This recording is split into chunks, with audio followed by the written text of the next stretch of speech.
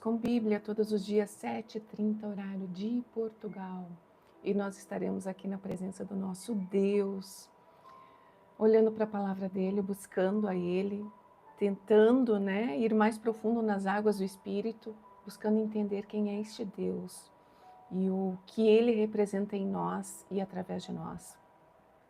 Ontem nós falamos sobre a aflição, sobre a angústia, sobre a aflição que o povo ali em Neemias, nós fomos até o versículo 38, finalizamos o capítulo 9 de Neemias, aquela oração deles, onde eles ali declaravam os pecados dos seus antepassados, declaravam a soberania do nosso Deus e declaravam o que eles estavam sentindo ali naquele momento, toda angústia, toda aflição.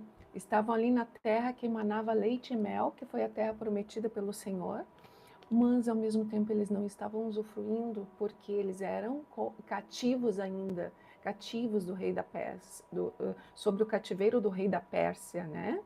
Então, quantas vezes nós estamos na presença do Senhor, nós amamos este Deus, nós entendemos que Ele é soberano, nós entendemos que Ele é único, mas nós ainda somos cativos de nós mesmos. Nós somos cativos das nossas emoções, cativos de reações, cativos de comportamentos que nós não entendemos de onde procedem. Nós não paramos para ver o que está acontecendo conosco. Nós não sabemos muitas vezes nem por onde começar. E hoje nós vamos falar mais um pouquinho. Nós vamos continuar ali o capítulo 10 de Neemias, continuar esse estudo da palavra, porque é só através do estudo da palavra que nós vamos ter mais deste Deus. Geise, bom dia! Então, através do estudo da palavra, nós vamos entender cada vez mais a nossa essência, quem nós somos. Nós vamos entender o porquê que nós temos reações muitas vezes, o porquê que nós estamos ali caminhando ainda como cativeiros quando nós já somos livres em Cristo. Então hoje a nossa meditação é o porquê que nós ainda continuamos a andar em cativeiros emocionais, cativeiros espirituais, quando nós já somos livres em Cristo. E este povo aqui, ele clamava o porquê que ainda eles estavam angustiados, porquê que ainda estavam aflitos, se eles estavam ali vivendo na terra que emana leite e mel. E vamos continuar entendendo um pouco mais sobre isso. Vamos orar então para nós começarmos. Neemias 10.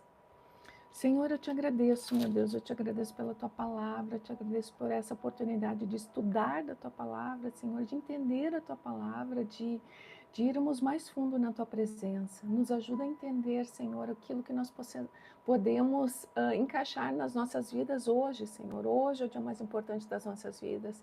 Nos faz entender através da leitura da tua palavra, Senhor, aquilo que nós podemos mexer e transformar, Senhor, e melhorar em nós, para que então nós possamos andar de forma plena na tua presença e possamos usufruir verdadeiramente da liberdade que tu já concedeste para nós lá naquela cruz, meu Deus. Então, em nome de Jesus, nos ajuda, Senhor. Nos ajuda nas nossas fraquezas, nos ajuda no nosso entendimento. Em nome de Jesus, sê conosco, Espírito de Deus. Amém. Então, vamos lá, gente. Neemias 10. Tô com nenhum copinho de água aqui. Deixei minha água fora. Neemias 10. Então, nós finalizamos a oração ontem, finalizamos ali a oração onde eles declaram toda a angústia, toda a aflição que eles ainda se encontram. E aí agora eles assinam o documento. Eles assinam o documento, uma nova aliança na presença do Senhor. Eles estão declarando ali publicamente como povo uma nova aliança de que vão cumprir ali os preceitos, os estatutos, os princípios que foram deixados lá através da lei que Deus deixou através de Moisés. E hoje, como que nós fazemos isso? Primeiro, quando nós aceitamos Jesus como nosso único e suficiente Salvador, quando nós nos batizamos, vamos às águas, então morre a velha Andréia, nasce a nova Andréia em Cristo Jesus. Depois, quando nós começamos a entender, trazer à consciência aquilo que nós precisamos fazer para alinhar nosso passo, que são os nossos pecados individuais, os pecados coletivos e os pecados individuais. E então nós vamos começar a modificar o nosso coração. Ontem eu ainda falava com uma pessoa, Miriam, minha amiga, bom dia. Ontem eu ainda falava com uma pessoa sobre a questão dos pensamentos. Eu estou lendo um livro ali sobre metanoia. E tem um filme, inclusive, gente. A metanoia é a transformação da nossa mente, né? A transformação dos nossos pensamentos. Mas como que a transformação da nossa mente ela começa? Ela acontece. A Romanos 12:2 nos dá essas instruções. A partir do momento que nós estamos aqui mudando o nosso coração, a partir do momento que nós estamos alinhando o nosso caráter, nós vamos estar transformando a nossa mente, porque os nossos pensamentos, eles saem aqui do nosso coração. Se o nosso coração estiver alinhado diante do caráter de Cristo, nós vamos ter pensamentos que provêm do reino. Pensamentos que provêm do caminho das boas novas, o caminho de Cristo. E então as nossas vidas serão transformadas, porque o nosso olhar já não vai ser mais o mesmo olhar. O nosso olhar vai ser um olhar agora como o olhar de Cristo. E nós vamos reagir conforme Cristo reagiria, nós vamos andar conforme Cristo andaria. Então nós vamos compor os nossos relacionamentos conforme Cristo faria. Então essa renovação ela começa primeiro no nosso coração e depois ela vai transformando a nossa mente e então os nossos relacionamentos, a nossa família vai sendo transformada e tudo à nossa volta vai sendo transformado. Então ele continua aqui, os que assinarem o povo respondeu em vista de tudo isso, que foi o final ali da oração. Agora, capítulo 10 de Neemias. Os que assinaram e selaram o documento foram. Daí aqui ele fala, todas as pessoas, todos os líderes ali que assinaram em nome do povo o documento, essa nova aliança ali que eles estavam fazendo na presença do Senhor. E ali eles vão citar Daniel, vão citar Baruque, mas não é o Baruque que era o assessor ali de Jeremias, não é o Daniel ali da Cova dos Leões, tá, gente? Só para a gente deixar bem claro isso. Então, todos ali, os líderes, assinaram o documento em nome do povo. E nós vamos direto ali para o versículo 28. O título da minha Bíblia fala o compromisso do povo.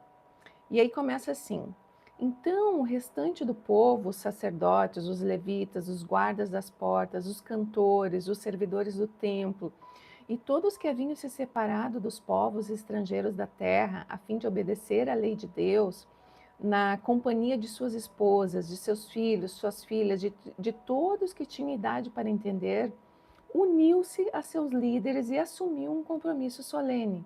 Juraram que seriam amaldiçoados se não obedecessem à lei de Deus. Eles fizeram um compromisso bem sério, gente. Porque Moisés nos fala lá no Deuteronômio dos benefícios daqueles que seguem ao Senhor, mas ele também fala das maldições daqueles que não estariam dentro ali daqueles decretos. Então esse povo, ele foi lá, botou a assinatura realmente com a intenção de assumir aquela verdade, de intenção de seguir o caminho de Deus.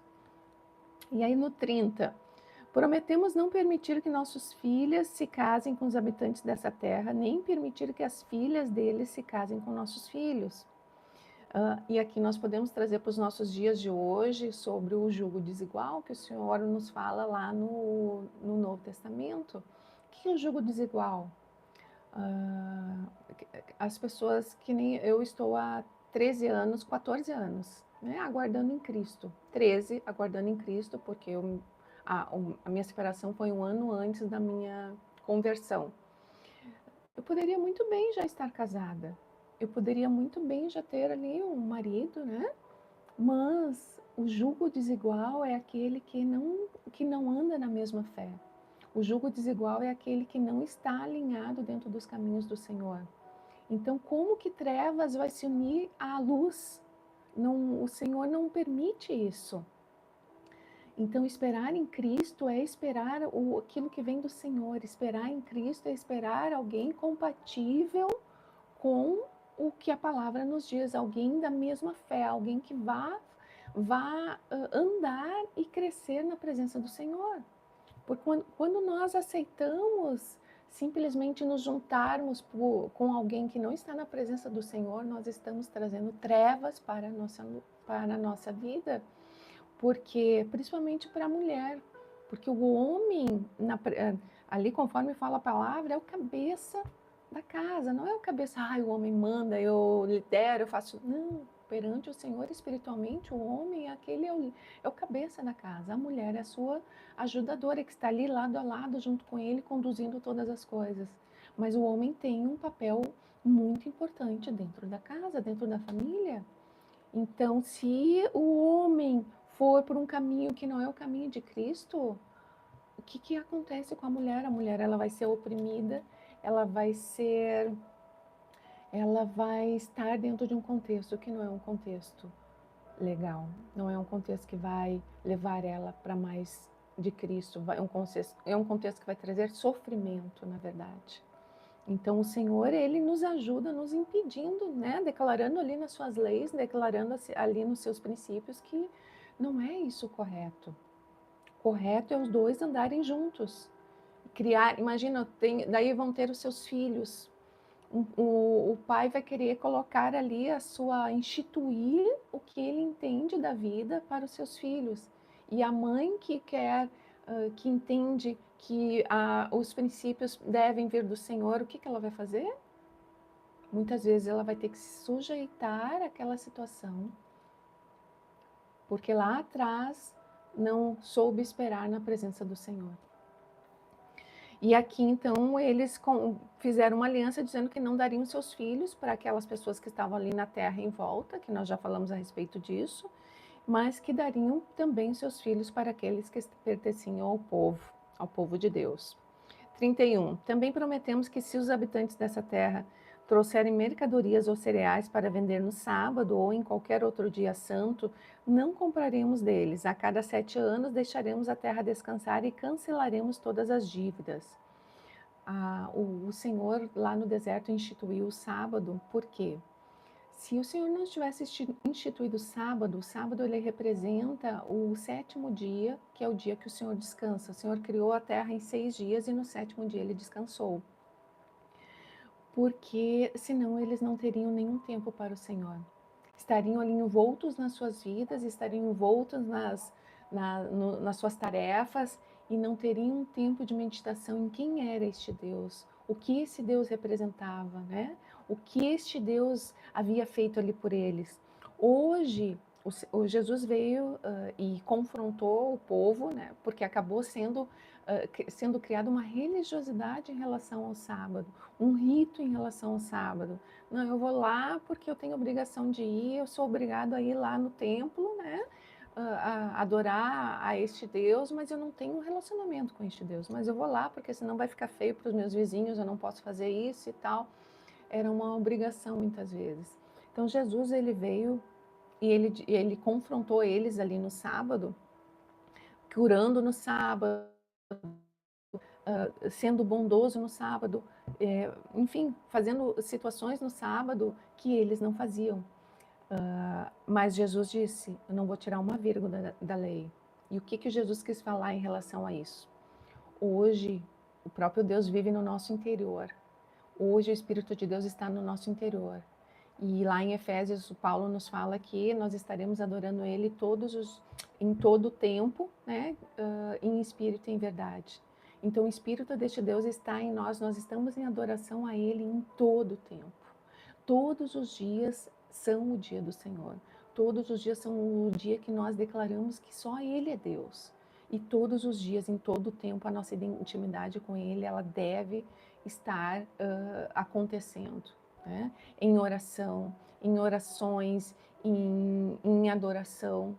Então, todos os dias, este Deus deve ser adorado. Em todos os dias, Ele deve ser exaltado. Também prometemos que os seus habitantes dessa terra trouxerem... Agora vamos para 32. Além disso, prometemos obedecer ao mandamento de pagar o imposto anual de 4 gramas de prata para o serviço do templo de nosso Deus. Esse imposto também será usado para providenciar os pães da presença, as ofertas regulares de cereais e os holocaustos, as ofertas para os sábados, para as celebrações da lua nova e para as festas anuais. as ofertas sagradas e as ofertas pelo pecado para fazer expiação por Israel. Será usado para tudo o que for necessário para o trabalho no templo de nosso Deus, que são os dízimos e as ofertas, né, que servem para ajudar ali no templo do Senhor, ajudar a igreja, para alimentar aqueles que não, por alguma situação, estão passando por algum problema financeiro. Então, isso é a oferta, é o dízimo. 34. Fizemos um sorteio a fim de definir uma escala anual regular para que as famílias dos sacerdotes, dos levitas e do povo tragam ao templo do nosso Deus a lenha para ser queimada no altar do Senhor, no nosso Deus, conforme prescrito na lei. Que é a organização, né? Eles estavam ali organizando o templo, organizando a vida com Deus, organizando aquilo que o Deus havia instituído para eles fazerem. 35. Prometemos trazer anualmente ao templo do Senhor os primeiros frutos de todas as colheitas, tanto dos produtos da terra como das árvores frutíferas. Concordamos em entregar a Deus nossos filhos mais velhos e as primeiras crias de todos os nossos rebanhos, tanto de bois como de ovelhas, como prescrito pela lei. Nós os apresentaremos aos sacerdotes que ministram do templo de nosso Deus. Aqui a referência dos filhos mais velhos é a referência dos primogênitos lá do Egito, que foram eliminados no Egito, e que os dos judeus não foram eliminados porque o sangue do cordeiro foi posto ali na porta, né? Então o anjo da morte passou e os filhos primogênitos de todos aqueles que estavam dentro de suas casas e que tinham ali marcado nas portas o sangue do cordeiro não foram eliminados naquele dia. Então, o Senhor instituiu que todos os filhos mais velhos pertenciam a Ele. E não é o meu filho vai ficar aqui no templo, não se tratava disso. Eles como é que é? Eles faziam um resgate, né? Um resgate desses filhos, pagando um tributo ali ao templo. Mas a referência maior era a referência espiritual, dizendo que os filhos mais velhos pertencem ao Senhor. E os rebanhos, eles eram oferecidos como oferta, como holocausto, né, ao Senhor. E aí, continuando no 37, armazenaremos os produtos da terra nos depósitos do templo de nosso Deus. Traremos o melhor de nossa farinha e outras ofertas de cereal, o melhor de nossos frutos, de nosso vinho, de nosso azeite. Prometemos ainda entregar aos levitas 1/10 de tudo que nossa terra produzir, que são os dízimos, né? Pois são os levitas que recolhem os dízimos em todas as cidades onde trabalhamos. O dízimo iniciou lá com Abraão, gente, lá em Gênesis, quando Abraão luta lá com os 5 reis lá para ajudar Sodoma e Gomorra e resgata o sobrinho dele, Ló. Então chega ali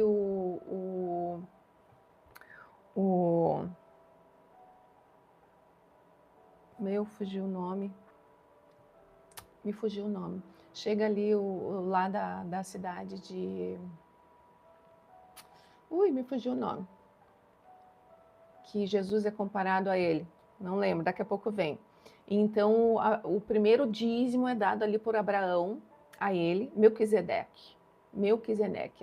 Jesus é da ordem de Melquisedeque, que foi esse homem que saiu, não se sabe de onde, a Bíblia não diz o histórico dele, mas ele foi lá ao encontro de Abraão, quando Abraão venceu toda aquela luta, e então ali abençoou Abraão, e Abraão pagou o dízimo de todos os despojos para ele.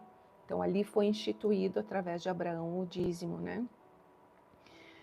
E continuando, quando receberem esses dízimos, a 10ª parte, e outra coisa que eu quero falar, o melhor precisa ser dado ao Senhor. E eles fazem questão de falar aqui, ó, traremos o melhor de nossa farinha e outras ofertas de cereal, o melhor de nossos frutos, de nosso vinho, de nosso azeite, o melhor. Por que Deus se irritou lá com Abel, né? Caim e Abel lá, se irritou lá com Caim, quando os dois foram oferecer uma oferta? Abel foi lá, que era pastor de ovelhas, né, dos seus rebanhos, pegou lá as primeiras crias, o melhor das primeiras crias, e foi lá e ofereceu ao nosso Deus o melhor. E Deus se agradou disso. E aí vai Caim lá, que era agricultor, pegou lá, né, os restos, né, aquilo que estava sobrando ali no, na, no armário dele ali e entregou ali na presença do Senhor. O Senhor não gostou, o Senhor não se agradou disso. E foi quando ele chamou a atenção ali de Caim. E aí Caim se irrita, fica com ciúmes de Abel e vai lá e mata Abel. Né? E é quando o Senhor fala quando Deus fala para Caim, olha, Caim, o pecado ele está à porta. A tua personalidade aqui, a tua carnalidade, ela está aí lutando, ela está querendo ser maior do que quem eu sou em ti. Né? Então diminui essa carnalidade, elimina o pecado, e então eu vou me agradar de ti. E da mesma forma o Senhor fala para nós hoje a respeito disso. E ele continuando aqui no 39, o povo e os levitas deverão trazer essas ofertas de cereal, de vinho novo e de azeite para os depósitos e colocá-las nos recipientes sagrados perto dos sacerdotes que ali estiverem ministrando, dos guardas das portas e dos cantores. E aí eles finalizam, prometemos não descuidar do templo de nosso Deus. Qual é o templo do nosso Deus hoje? É nós, a nossa vida. Quando nós estamos ali nos esbaldando em comidas que vão fazer com que o funcionamento do nosso intestino, o funcionamento do nosso interior não funcione direito, com que a nossa pressão arterial suba, com que a nossa mente fique contagiada emocionalmente, que nós temos um nervo que vem daqui do intestino até ao nosso cérebro, que é o nervo vago. Então, tudo que nós comemos vai influenciar no nosso emocional, vai influenciar no templo do Senhor, na nossa vida, nos nossos órgãos internos. Então, quando nós descuidamos do templo do Senhor, nós estamos de alguma forma também desagradando ao nosso Deus. Nós não estamos cumprindo aquilo que Ele quer que nós cumpramos. Então, nós precisamos ter uma renovação completa em nossas vidas. E essa renovação, ela começa no nosso coração, mas ela vai, e no entanto que os judeus, eles tinham uma alimentação especial também. A alimentação, ela faz parte dessa adoração ao nosso Deus. Nos alimentarmos saudavelmente também faz parte de adoração a este Deus, faz parte de estarmos cuidando de nós, né, do templo do Senhor e tendo uma vida mais saudável. Eu vou finalizar aqui. Dentro disso, o que nós estamos fazendo em relação ao nosso templo, o templo do Senhor? Nós estamos cuidando do templo do Senhor? Nós estamos zelando pelo templo do Senhor? Nós estamos zelando pelo nosso coração, pelos nossos pensamentos, para que este Deus reine em nós e através de nós? Qual é o zelo de hoje? O que está sendo mais importante no dia de hoje? É uma alimentação em excesso? É um vício em excesso? O vício da pornografia? O vício de videogames? O vício da fofoca? O vício do julgamento?